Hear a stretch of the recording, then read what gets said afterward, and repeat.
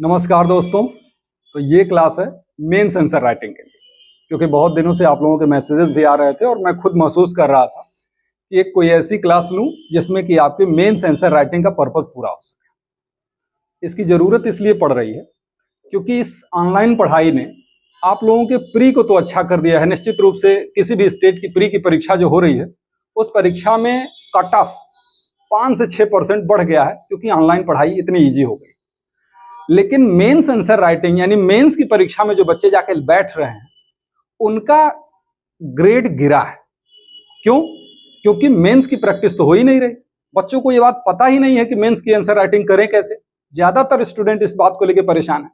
तो ये क्लास हमारी इसी पर्पज के लिए है। एक टेस्ट हमने लिया था मेंस का, और उस टेस्ट के हिसाब से उसके कुछ टॉपिक, कोई जो कॉमन टॉपिक होगा उसके हिसाब से मैं उसकी कॉपी दिखाऊंगा और बताऊंगा कि इस कॉपी में क्या दोष है और इसकी क्या अच्छाई है, ताकि आप इसके हिसाब से अपने टॉपिक को एडजस्ट कर सकेंगे और पता चलेगा कि आपको लिखते कैसे।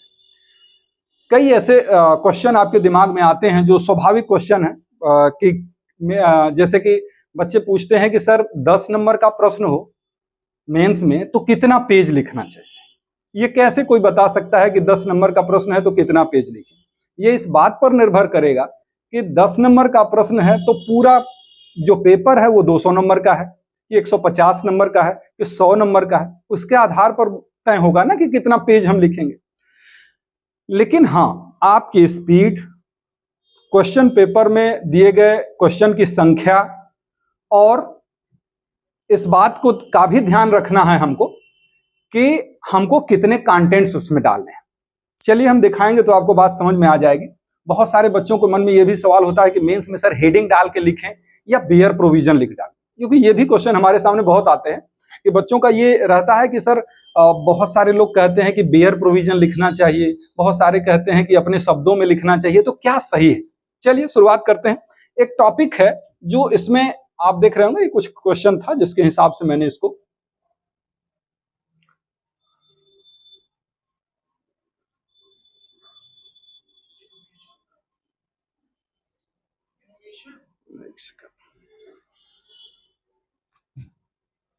इसमें एक क्वेश्चन है ना, एक क्वेश्चन आप देख रहे हैं यहां पर बना है डाइंग डिक्लेरेशन पर क्वेश्चन है। डाइंग डिक्लेरेशन पर क्वेश्चन है कि डाइंग डिक्लेरेशन क्या है। Discuss the evidential value, can an accused be convicted on the basis of dying declaration alone. Case law के माध्यम से समझाना है। अब चलिए मैं उसको उस वाले प्रश्न को खोल लेता हूं ताकि आप लोगों को देखिए। एक अच्छी कॉपी मैंने ली हुई है जिसमें सिस्टमेटिक तरीके से लिखा गया है और मैं आपको उसी टॉपिक पर आता हूं। जैसे ये प्रश्न हो गया आपका, ये है डाइंग डिक्लेरेशन का। नहीं, ये डाइंग डिक्लेरेशन नहीं आया अभी। हाँ देखिए, ये है डाइंग डिक्लेरेशन पर प्रश्न। अगर सपोज दैट जो प्रश्न अभी हमने बात की कि ऐसा प्रश्न अगर आ जाए आपके डाइंग डिक्लेरेशन, ये क्वेश्चन मैंने उदाहरण में क्यों लिया, इसलिए लिया है क्योंकि डाइंग डिक्लेरेशन, जो बच्चा लॉ का स्टूडेंट है, एक ऐसा टॉपिक है जिसके बारे में सबको पता है और कुछ ज्यादा ही पता है। अब समस्या ये है कि जब आप एलएलबी की परीक्षा दिए या आपने एलएलएम भी किया, उस दौरान जो आपको समय मिलता था एग्जामिनेशन में लिखने के लिए, वहां पे समय काफी मिलता है और आप बहुत अच्छे तरीके से उसका सिनॉप्सिस बना के हर हेडिंग के बारे में डिटेल लिख के उसको समय रहता है आप कर लेते हैं। लेकिन मेंस में ऐसा नहीं रहता। इस भ्रम में मत रहिए। जिन लोगों ने मेंस नहीं दिया है वो इस भ्रम में न रहे कि उतना समय मिलेगा आपको। आपको समय बड़ा लिमिटेड मिलेगा और दिमाग में कंटेंट्स बहुत ज्यादा रहते हैं। करें क्या? अब उसमें केवल खेल है टाइम मैनेजमेंट का कि आप कम समय में कितना ज्यादा कंटेंट डाल पाते हैं। जैसे मान लीजिए डाइंग डिक्लेरेशन पर क्वेश्चन आया, और डाइंग डिक्लेरेशन एक ऐसा टॉपिक है जिसको आप 1 घंटे भी लिखेंगे ना तो भी समय कम ही पड़ जाएगा। तो चलिए डाइंग डिक्लेरेशन, अब मान लीजिए आपके पास प्रश्न आ गया। तो डाइंग डिक्लेरेशन आप जानते हैं बीएसए जो है उसके सेक्शन 26 के ए में है, डाइंग डिक्लेरेशन के बारे में बात की गई। पहले 32 के क्लास नंबर 1 में होता था। तो अब सबसे पहले आप क्या करेंगे, एक इंट्रोडक्शन डालेंगे। जैसा कि इस आंसर में जिस स्टूडेंट की भी एक कॉपी है उसने पहले इंट्रोडक्शन लिख दिया है। ये इंट्रोडक्शन संक्षेप में होगा आपका, और इंट्रोडक्शन में ऐसा इंट्रोडक्शन आपको लिखना है जिसमें उसकी मीनिंग भी कवर हो, क्योंकि ऐसा ना हो कि आपको इंट्रोडक्शन अलग और मीनिंग अलग लिखना पड़े। तो इंट्रोडक्शन में क्या लिखेंगे आप? एक संक्षेप में अपने शब्दों में इंट्रोडक्शन लिख दीजिए कि ये जो डाइंग डिक्लेरेशन संबंधी प्रोविजन है वो 26A में है, और उसमें आपको बताना है कि डाइंग डिक्लेरेशन वो स्टेटमेंट होता है जो किसी ऐसे पर्सन द्वारा किया जाता है जो मरने से पहले उसके रीजन को एक्सप्लेन करता है या उन सर्कमस्टांसेस के बारे में बताता है जिन सर्कमस्टांसेस में उसकी डेथ हुई। बहुत कम और अपने शब्दों में आपने बताया। तो अब ये डाइंग डिक्लेरेशन है, आपने इंट्रोडक्शन भी दे दिया, और फिर उसके बाद अब डाइंग डिक्लेरेशन की रिलेवेंसी क्यों है ये रीजन बताएंगे। तो अब क्यों है, तो उसके पीछे प्रिंसिपल, और प्री में आप देखते भी होंगे कि इस पर प्रश्न भी आते हैं। प्रिंसिपल आपने लिख दिया, और बहुत कम शब्दों में कि नेसेसिटी का रूल है, आवश्यकता का सिद्धांत है, और एक सूत्र है नेमो मोरिटोरिस प्रेजुम्प्टर मेंटिरी, यानी no person will die with the lie on his lips. ये केस में भी कहा गया था, और बहुत सारे जो न्यायाधीश हैं, जो विद्वान हैं, जैसे शेक्सपियर हैं, है ना, लस हैं और अर्नाल्ड हैं, बहुत सारे विद्वानों ने इस पर अपना स्टेटमेंट दिया था कि क्यों ये जरूरी है, क्योंकि ऐसे समय पर यह किया जाता है जो उस समय आदमी से अपेक्षा नहीं की जाती कि वो झूठ बोलेगा। तो ये आपने बता दिया, इस प्रिंसिपल पर बेस्ड है। फिर आप मत जाइए बेयर एक्ट में, या तो आप बेयर लिखिए या तो इसेंशियल लिखिए, क्योंकि अगर आप बेयर प्रोविजन लिखेंगे तो आपका 6 मिनट 5 मिनट के आसपास टाइम बेयर प्रोविजन लिखने में चला जाएगा, जबकि लिखना आपको बहुत है। तो इसेंशियल तुरंत आ जाइए और ये बताइए कि सेक्शन 26A के आधार पर ये इसेंशियल निकल के आते हैं, ठीक है ना। तो आपको ये बताना पड़ेगा कि इसेंशियल आए कहां से। 26A को पढ़ने के आधार पर ये इंग्रेडिएंट्स निकल के आते हैं। क्या क्या आया कि ये ओरल या रिटन हो सकता है। बहुत सही लिख दिया, मतलब इसका कोई फॉर्म जरूरी नहीं है। क्यों? क्योंकि क्वीन इंप्रेस वर्सेस अब्दुल्ला के केस में ये बात बताई गई थी कि एक इशारे से दिया गया डाइंग डिक्लेरेशन भी रिलेवेंट हो जाता। तो अब ये आप उतना मत एक्सप्लेन करिए, बस क्वीन इंप्रेस वर्सेस अब्दुल्ला। फिर उसके बाद statement as the cause of death और any of the circumstances of the transaction which executed in death. अब इसका क्या मतलब कि या तो वो कॉज ऑफ डेथ से रिलेटेड होना चाहिए या उन सर्कमस्टांसेस के बारे में हो जिन सर्कमस्टांसेस में उसकी डेथ हुई। तो उसने एक ही लाइन में ये बात लिख दी, ठीक। फिर उसके बाद ये एसेंशियल लिख दिया आपने कि करने वाले की डेथ होना जरूरी है। उसके बाद कहते हैं कि एक्सपेक्टेशन ऑफ डेथ होना जरूरी नहीं है इंडियन लॉ के हिसाब से, वो बात उसमें लिखी हुई है। उसके अलावा कॉज ऑफ डेथ क्वेश्चन में होना चाहिए, यानी डाइंग डिक्लेरेशन की वैल्यू तभी होगी जब उसकी रीजन ऑफ डेथ यानी कॉज ऑफ डेथ जो है क्वेश्चन में होगा कि आखिर मरा कैसे। और फिर उसके बाद ये रिलेवेंट दोनों मामलों में होता है, चाहे उसका नेचर कैसा ही हो, सिविल हो या क्रिमिनल हो। ये उस बेयर प्रोविजन से सारी बातें निकल के आ जाती हैं कि आपने उस सेक्शन के हिसाब से क्रीम निकाला और आपको रख दिया। इसीलिए मैंने यहां पे कहा कि ये बात मेंशन करिए कि सेक्शन 26A में को पढ़ने के आधार पर ये इंग्रेडिएंट्स निकल के आते हैं, ठीक है। फिर उसके बाद आप करेंगे क्या। अब इसको ये चीज थोड़ी सी उतनी रिलेवेंट नहीं है, जरूरी है, लेकिन चूंकि कॉम्पिटिटिव एग्जाम में आप दे रहे हैं तो तुरंत आप कर दीजिए इसमें केस। इसमें लिखा है आगे केस है, रिलेवेंट केस करके कर दीजिए। पाकला नारायण स्वामी वर्सेस एम्परर की केस है, प्रीवी काउंसिल की केस है, 1939 का है, जिसमें डाइंग डिक्लेरेशन के बारे में बताया गया था कि उन सर्कमस्टांसेस में डेथ हुई थी, स्टेटमेंट दिया गया था जिस सर्कमस्टांसेस में उसकी डेथ हुई थी। उसके अलावा एक और केस है जो बहुत जरूरी है, आप लिख दीजिएगा, शरद विरधी चंद की case. Sharad Birdhi Chand versus state of Maharashtra की केस है। आप लोग इसके बारे में जानते भी होंगे, सर्कमस्टांशियल एविडेंस की लीडिंग केस है। इसमें 5 गोल्डन रूल दिए गए थे, इसको बारे में आपको पता ही होगा। तो शरद Birdhi Chand versus state of Maharashtra की केस की कहानी है। तो उसमें आप 1 लाइन 1.5 लाइन में उस बात को खत्म करिए कि उसने वो स्टेटमेंट दिया था पत्रों के माध्यम से, अपने माँ बाप को, अपने परिचितों को जो लेटर लिखे थे, वो उस सर्कमस्टांसेस को एक्सप्लेन करता था जिन सर्कमस्टांसेस में उसकी डेथ हुई।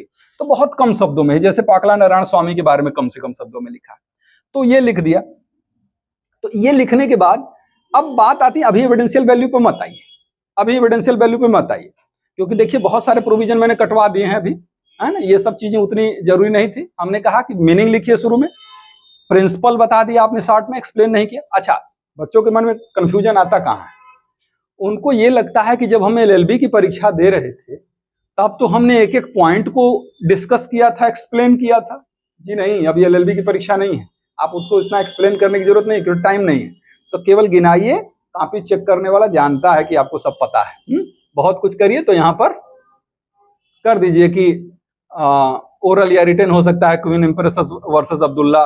अब यहाँ पे लिख दिया कि नहीं उसकी डेथ होना जरूरी है, तो उसमें लिख दिया कि Darshan Singh versus state of Punjab की केस, जिसमें कहा गया कि डेथ नहीं होगा तो नहीं होगा, डाइंग डिक्लेरेशन के रूप में रिलेवेंट, कोरोबोरेटिव एविडेंस होगा लेकिन वो डाइंग डिक्लेरेशन नहीं होगा।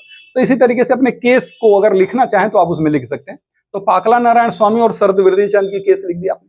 अब और क्या बताना है, अन्य लोगों की तुलना में आपकी कॉपी बेहतर कैसे बनेगी? बस एक एक लाइन में ये बात बता दीजिए कि क्या एफआईआर डाइंग डिक्लेरेशन हो सकता है। एक लाइन में लिखिए केस, एफआईआर डाइंग डिक्लेरेशन हो सकता है कि नहीं, केस लिखिए। और इस केस में कहा था सुप्रीम कोर्ट ने कि नहीं, महमूद इलाही वर्सेस स्टेट ऑफ यूपी की केस है, और बहुत सारी केसेस मिलेंगे आपको, तो उस तरीके से लिख लिया। फिर उसके बाद कह दीजिए कि एक से अधिक अगर डाइंग डिक्लेरेशन हो तो क्या होगा। बस ये एक एक लाइन में लिखना है, बहुत एक्सप्लेन नहीं करना है केस के फैक्ट को, कि अगर एक से अधिक एफआईआर हो और एक से अधिक डाइंग डिक्लेरेशन तो कौन वाले को सही माना जाएगा। डाइंग डिक्लेरेशन किसके सामने किया जाना चाहिए, किससे डाइंग डिक्लेरेशन होता है, पुलिस से होता है कि मजिस्ट्रेट से होता है, किसके सामने होता है, वो चीज आनी चाहिए थी इसमें। अब फिर उसके बाद एविडेंशियल वैल्यू हेडिंग डाल के लिख दीजिए। और फिर उसके बाद कौशल राव की लीडिंग केस है, कौशल राव की लीडिंग केस है, उसमें कुछ फाइंडिंग दी गई थी, कुछ गाइडलाइन दी गई थी, उसमें आपने लिख दिया। और फिर उसके बाद अब उसके बाद जो केसेस हैं, जैसे ये केस डाला गया, जैसे 2020 की केस अच्छी केस है ना, ये केस भी इंपॉर्टेंट केस है इस पर। लेकिन अगर आपको करना क्या है इसमें, अब ये केसेस का टाइम आप कैसे बचाएंगे, इस केस का टाइम आप बचाएंगे कि आपको ऐसे टॉपिक पर जितना अधिक से अधिक हो सके उतनी रिसेंट केस डालिए। लीडिंग केस के बाद बीच की केस का बहुत महत्व है ही नहीं। अगर आप 2025 में परीक्षा दे रहे हैं तो 2024-23 की केस डालिए, 24 में दे रहे हैं तो 22-23 की केस डालिए, 24 की केस डालिए। मतलब एक रिसेंट केस होगी तो आपके आंसर की वैल्यू बढ़ जाएगी। और आप ट्राई करके देखिएगा, आप ट्राई करके देखिएगा कि मैंने जितने कंटेंट इसमें बताए हैं और जिस तरीके से बताए हैं उतना अगर आप करेंगे तो आपका लिमिटेड टाइम के भीतर यानी 15 मिनट के भीतर वो पूरा हो जाएगा, अगर जैसे मैंने बताया वैसे लिखेंगे तो। अब थोड़ा सा देखते हैं, देखिए कितनी एक प्रश्न आप लोगों के दिमाग में रहता है कि सर अंडरलाइन करें कि ना करें, स्केच पेन का यूज करें कि ना करें, 2 कलर की पेन यूज करें कि ना करें मेंस की परीक्षाओं में। देखिए वो स्टेट टू स्टेट वेरी करता है कि आपको क्या करना है, लेकिन 2 कलर की पेन या एक से अधिक कलर की पेन मेंस की परीक्षाओं में यूज नहीं करना चाहिए। कहीं कहीं एक्सप्रेसली ये बताया गया है कि आपको यूज नहीं करना है, और कहीं कहीं ये बताया नहीं गया फिर भी आप यूज मत करिए, उससे बहुत बेनिफिट नहीं होने वाला। लेकिन अब प्रश्न ये है कि क्या अंडरलाइन करें कि ना करें। बिल्कुल, केस है चाहे कोई इंपॉर्टेंट बात है उसको अंडरलाइन करना, उसको घेर देना, ये कहीं भी डीमेरिट नहीं है, ये आपके नंबर को बढ़ाएगा। क्योंकि कोई भी व्यक्ति जब कॉपी चेक करता है तो कॉपी चेक करने में उसे चाहता है कि उसे कम से कम मेहनत करना पड़े और ज्यादा से ज्यादा कंटेंट्स मिल जाए। तो इसी तरीके से आप केसेस को लिख सकते हैं, आप हेडिंग को अंडरलाइन कर सकते हैं। कोशिश ये किया करिए, जैसे यहाँ पे है ना, ये हेडिंग इनकी कंप्लीट हुई है और इन्होंने यहाँ से लिखना शुरू किया है, नेक्स्ट लाइन भी इन्होंने यहीं से लिखना शुरू किया है और उसके बाद वाली लाइन यहाँ से शुरू हुई। कितना बढ़िया तरीका है लिखने का, ये बहुत बढ़िया तरीका है। एक दोस्त जो इसमें लिख रहा आउट में है, इतनी बढ़िया राइटिंग तो सबकी नहीं होती है, तो आप घबराइएगा भी मत, क्योंकि जैसी राइटिंग है वैसे ही लिखेंगे। फॉर्मेट तो आपका हो सकता है ना, साफ सुथरा तो आप लिख सकते हैं। तो ये करिए। और इसमें दोष क्या है कि जब भी आपको कॉपी मिलती है मेंस की, तो उसमें कुछ स्टेट में क्या है कि दोनों तरफ ये लाइनिंग रहती है और ऊपर भी, तो आपको क्या करना है, उस लाइन के भीतर ही लिखना है, लाइन के बाहर नहीं। क्योंकि वो तमाम कमेंट लिखने के लिए कि आप में क्या दोष है, क्यों नंबर कट रहा है, जब मेंस में आप लिखते हैं ना, तो उस पर्पज के लिए वो चीज होती है, नंबर को काउंट करने के लिए रहता है, तो वो सब चीजों के लिए है। तो ये आपको दोनों तरफ रहेगा, उसको छोड़ देना है। घर में भी प्रैक्टिस करिए, तो कोशिश करिए कि कॉपी में इसी प्रकार के गैप बना के लिखें। दूसरी बात, अगर मान लीजिए कहीं कहीं ऐसा भी रहता है कि एक तरफ तो लाइन खींची है, उधर लाइन नहीं खींची, तो वो क्या करें, फिर भी आप अपने हिसाब से थोड़ा सा स्पेस, बहुत ज्यादा ना हो लेकिन थोड़ा सा 1 सेंटीमीटर के आसपास स्पेस आप इधर भी छोड़ ही दीजिए, लाइन मत खींचिए, कोई जरूरत नहीं है, लेकिन आप खींच दीजिए। अब लाइन खींचने से फायदा ये होता है कि आप जब लिखना शुरू करते हैं तो आपको हर बार उसके सीध में लाने की जरूरत नहीं पड़ती है, तो आपको एक आइडिया रहती है, आप लिख सकते हैं उसमें। तो वो करिएगा, और जितनी भी इंपॉर्टेंट चीजें हैं, इंपॉर्टेंट चीजों को अंडरलाइन करिए, हेडिंग को अंडरलाइन करना हो तो कर दिया करिए, ये सारी चीजें करिए। तो ये मैंने सिर्फ एक एग्जाम्पल के रूप में लिया है, ऐसा नहीं कि इसके बाद मैं अब कोई क्लास नहीं लूंगा मेंस के लिए। तो उम्मीद है कि आपके डाउट्स क्लियर हुए होंगे कि कितने नंबर का क्वेश्चन हो तो कितना लिखें। अब देखिए, जैसे मान लीजिए कि आप पूछते हैं कि 10 नंबर का क्वेश्चन हो तो कितना पेज लिखें, ये कैसे कोई बता सकता है? समय तो परीक्षाओं का 3 घंटा ही रहता है सामान्यतः। अगर ये 100 नंबर का पेपर है तो अगर आप 3 पेज हमने कह दिया कि लिख दिया करिए, तो 200 नंबर के पेपर में तब तो बात बदल जाएगी ना, 150 नंबर के पेपर में बात बदल जाएगी ना। तो इसलिए ये कोई नहीं बता सकता कि कितना लिखना चाहिए। वैसे जो पेपर आता है एग्जामिनेशन में, उसमें सामान्यतया ये होता है कि अगर क्वेश्चन पेपर 150 नंबर के आसपास का है तो उसमें अगर आपको ज्यादा नंबर का क्वेश्चन है तो 3 पेज तक लिख सकते हैं, इससे ज्यादा आप लिख भी नहीं पाएंगे, क्योंकि अगर लिखेंगे तो क्वेश्चन छूटेगा। और जैसे कोई प्रश्न अगर आपको बहुत अच्छे से आ रहा है, जैसा कि आता होता है, तो आप सोचते हैं कि उसमें बहुत ज्यादा लिख दें, और एक जो अच्छे से नहीं आ रहा है उसको हम कम में लिख देंगे। कितना भी, अगर 10 नंबर का प्रश्न है, अगर आप उस पर बहुत अच्छा लिख देते हैं क्योंकि उस पर आपका पीएचडी का थीसिस था, तो ये 10 में 12 तो मिलेगा नहीं आपको। एक ऑर्डिनरी लिखने वाले को 6 नंबर मिलेगा, तो आपने बहुत अच्छा लिखा है तो 7 नंबर मिलेगा। और आपने जो समय इसमें खर्च कर दिया, एक किसी प्रश्न का समय काटा होगा, तो अब उस प्रश्न के 3 नंबर 4 नंबर आपके माइनस हो जाएंगे। तो इसलिए मेंस की परीक्षा मूलतः आंसर लिखने की ट्रिक और टाइम मैनेजमेंट पर निर्भर करता है, नॉलेज बहुत मैटर नहीं करता इसमें। तो इसलिए आप अपने नॉलेज को कन्फाइन करके कम से कम शब्दों में लिखने का प्रयास करिए, और ये सिर्फ जानने से काम नहीं होगा, इसके लिए आप प्रैक्टिस करिए। प्रैक्टिस बहुत जरूरी है, क्योंकि प्रैक्टिस के बिना मेंस कभी कोई निकाल ही नहीं सकता। प्री निकाल सकता है, क्योंकि प्री के लिए नॉलेज है तो आपका प्री निकल जाता है, लेकिन मेंस नहीं निकलेगा, क्योंकि मेंस को प्रैक्टिस से निकाला जाता है। चलिए, अगर आपके कोई सवाल होंगे तो आप कमेंट में बताइएगा जरूर कैसा लगा, और किस चीज पर हमको वीडियो बनानी चाहिए जो आपके लिए बेनिफिशियल रहे। ठीक है, थैंक यू।